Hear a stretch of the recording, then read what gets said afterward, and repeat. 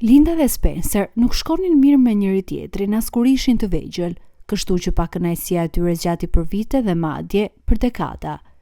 Gjithsesi, gjëja më befasuese ishte fakti që ata ishin vëllezër e motra. Zakonisht ishte Spencer ai që e niste sherrin sepse ishte një djalë kokfort që donte të përparonte në jetë në kurrizë të tjerëve. Ndërkohë Linda ishte një vajzë e ëmbël dhe e butë, e cila besonte në fuqinë e mirësisë dhe drejtësisë. Ajo kur nuk e ofendonte vëllain e saj drejt për drejt gjatë ngritjeve të tyre. Përkundrazi, përpiqej gjithmonë të zgjidhte çdo situatë me qetësi.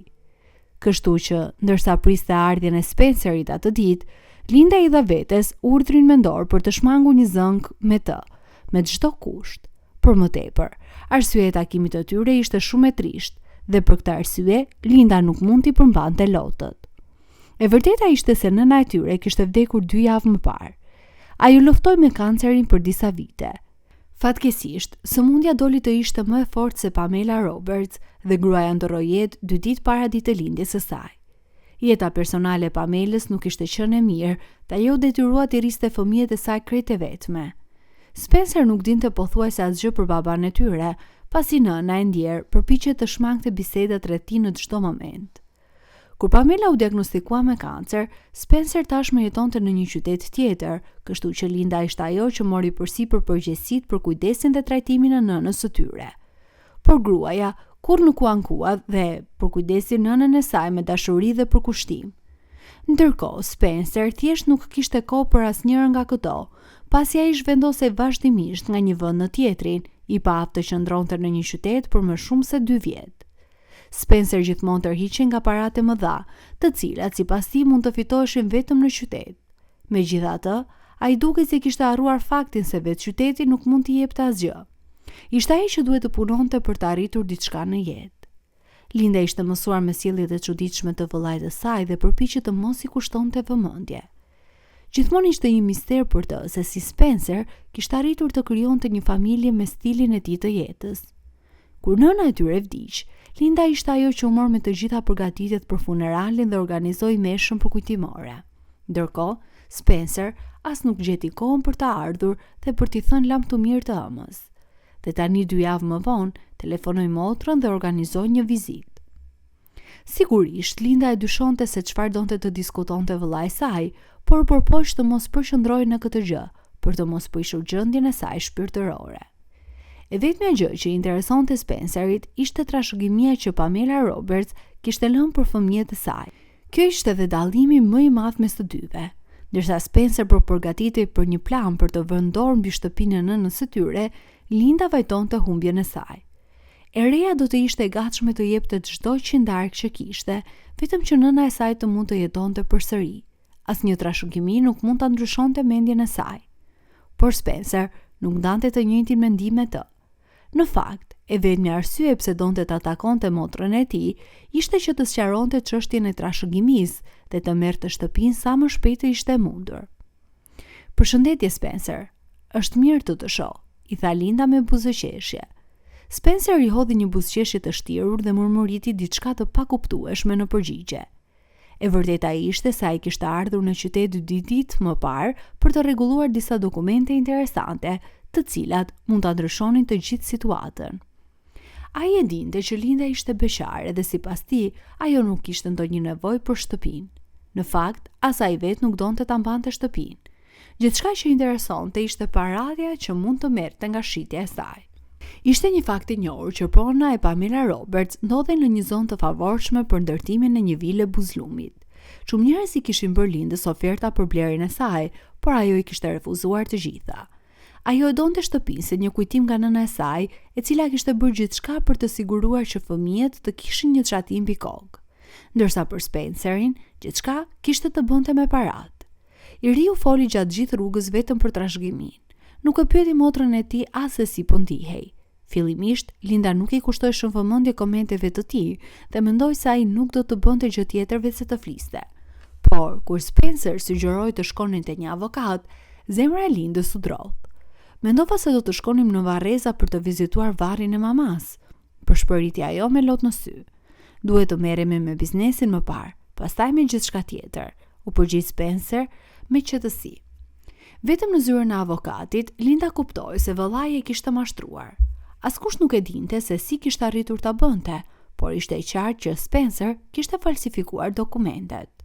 Linda ishte sigurt se nëna e saj nuk mund ta kishte harruar vajzën dhe t'i linte shtëpinë vetëm djalit.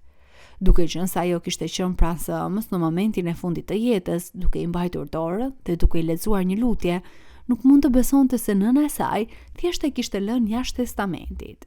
Ajo i hodhi një vështrim avokatit duke kërkuar ndonjë shenjë që mund të sqaronte këtë situatë absurde. Kjo nuk mund të jetë e vërtetë, tha ajo me një zë që mezi dëgjohej. Nëna ime nuk do ta bënte kurrë këtë. Avokati shikoi me keqardhje, por i qëndroi fakteve. Zonjusha Roberts, dokumentet janë të rregullta. Sipas testamentit të paraqitur, shtëpia i kalon zotit Spencer Roberts. Linda u kthye nga vëllai i saj duke shpresuar që ai të kishte ndonjë shpjegim, por Spencer nuk u duki shqetësuar. Përkundrazi, ai qëndronte i qetë me një buzëqeshje të lehtë, si të kishte fituar një betejë. "Më vjen keq, Linda," tha ai, por në zërin e tij nuk ishte asnjë ndjenjë të sinqertë pendimi. Nëna mendonte se unë do të dija ç'të bëja me këtë shtëpi. Do të shitet për një çmim të mirë dhe mund të ndajmë parat. Linda ndjeu se diçka po i shtrëngonte fytin. Shtëpia nuk ishte thjesht tulla dhe xhati. Ajo përfaqësonte gjithçka që kishte mbetur nga jeta e tyre familjare, kujtimet me nënën, netët e kaluara duke u kujdesur për të, dashurinë që ai kishte dhënë pa kushte. "Ti e falsifikove apo jo?" përshpëriti ajo me një tërbim të heshtur. "Ti e di që mamaja nuk do më linte kurrë jashtë." Spencer u ngrit në këmbë dhe shkundi le xhaketën, duke lënë të kuptojë se nuk kishte ndërmend të vazhdonte më këtë bisedë. "Nuk ka asnjë provë për këtë, Linda. Testamentet janë ligjore. Nëse nuk je dakord, mund ta çosh në gjykatë, por nuk do të këshilloja ta bësh. Do të kushtonte shumë kohë dhe para që ti nuk i ke." Linda e dinte që vëllai i saj kishte planifikuar gjithçka. Ai e dinte se ajo nuk kishte burime për një betejë ligjore dhe po shfrytëzonte këtë. Lotët i mbushën syt, por ajo nuk donte të tregonte dobësi para tij. U ngrit në këmbë, mbajti kokën lart dhe shikoi drejt në sy. "Ti mund ta marrësh këtë shtëpi, Spencer, por kurrë nuk do të kesh asnjë pjesë nga ajo që mamaja më la mua. Kujtimet, dashurinë e saj, gjithçka që ka rëndësi vërtet, nuk mund t'i blesh me para." Pa pritur përgjigje, ajo doli nga zyra e avokatit duke lënë Spencerin pas, të zhytur në egërsinë e etjes së tij për pasuri. Në atë moment, ajo e dinte se kishte humbur jo vetëm shtëpinë, por edhe vëllain e saj përgjithmonë. Pas disa javësh, Linda ja doli të shiste disa nga stolit dhe përdori parat për të blerë një shtëpi të vogël në një lagje të mirë. Edhe pse ishte një hap i madh për të, ajo e ndjente se ishte vendimi më i drejtë. Shtëpia ishte një fillim i ri, një mundësi për të krijuar një jetë të re dhe për të ndjerë më afër kujtimeve të nënës së saj. Ajo ndihet se nuk mund ta linte pas atë pjesë të jetës së saj, përkundër dhimbjes që kishte kaluar. Nga ana tjetër, Spencer nuk kishte pasur të njëjtin fat. Falsifikimin që kishte bërë kishte dalë në paqet përpjekjes së tij për të shitur shtëpinë, dhe ky dështim e kishte lënë atë në një pozicion të vështirë.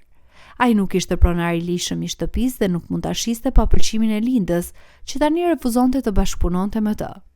Kur e kuptoi këtë, Spencer ju dorëzua dhe u kthye te familja e tij, pamundur të realizonte asnjë prej ëndrave të tij të pasura. Linda përdori pjesën tjetër të parave që kishte fituar për të rinovuar shtëpinë e saj. E bëri atë më të ngrohtë dhe mikpritse, duke e bërë një vend ku mund të jetonte me dinjitet dhe të kujtonte gjithmonë nënën e saj.